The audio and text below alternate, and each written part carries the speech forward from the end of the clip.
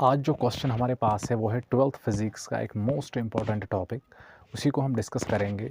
Question क्या है? Question कहता है कि find expression for electric field at any point outside A uniformly charged thin spherical sheet. हमें क्या निकालना है? हमें इलेक्ट्रिक फील्ड निकालना है किसी भी पॉइंट पे outside uniformly charged thin spherical sheet पे।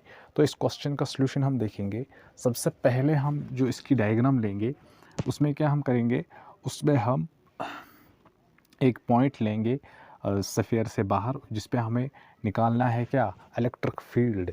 इलेक्ट्रिक फील्ड निकालने के लिए हम उस पर गॉसेस लॉ अप्लाई करेंगे। गॉसेस लॉ अप्लाई करने के लिए हम इसको उस पॉइंट को गॉसियन सरफेस पे कवर करेंगे।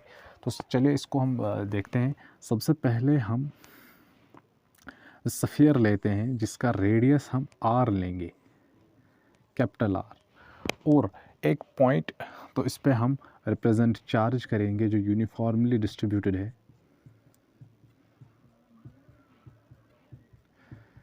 इसके बाद हम क्या करेंगे, हम एक पॉइंट लेंगे आउटसाइड द स्फीयर, और उस पॉइंट से जो सेंटर तक स्फीयर की जो डिस्टेंस है वो हम स्मॉल आर से रिप्रेजेंट करेंगे, और उस पॉइंट को हम नाम देंगे P, जिस पे हमें इलेक्ट्रिक फील्ड निकालना है। तो अब इसके बाद इस पे गॉसेस लॉ अप्लाई करने के लिए हम इसको कवर करेंगे गॉसियन सरफेस में। इसके बाद हम यहाँ पे लेंगे एक छोटा सा वेक्टर, डिस्प्लेसमेंट वेक्टर या नॉर्मल वेक्टर भी हम जिसको कहते हैं। इसकी जो डायरेक्शन होगी वो परपेंडिकुलर होगा। वो किसकी ओर होगा? वो परपेंडिकुलर होगा सरफेस को, यानी कि एन वेक्टर से हम इसको डिनोट करेंगे। और जो इलेक्ट्रिक फील्ड वो भी आउटसाइड होगा, और इसकी भी डायरेक्शन आउटसाइड की ओर होगी, वहीं की ओर होगी जहाँ नॉर्मल वेक्टर है।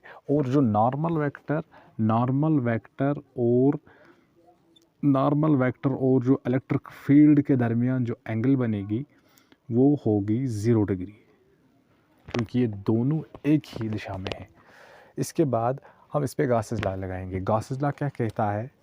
गॉसेस लॉ कहता है phi is equivalent closed integral of E dot d s. अब इसके बाद फाई किसके बराबर? Q by epsilon naught.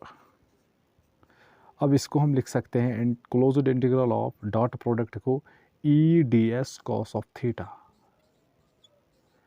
अब थीटा क्या है? थीटा है हमारे पास 0 डिग्री, और कॉस 0 1 के बराबर।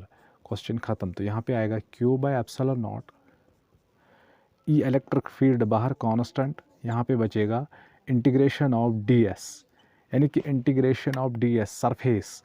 तो इसका जो टोटल सरफेस है वो किसके बराबर आएगा? सरफेस एरिया ऑफ स्फीयर, और वो बराबर होता है 4 पाई आर स्क्वायर।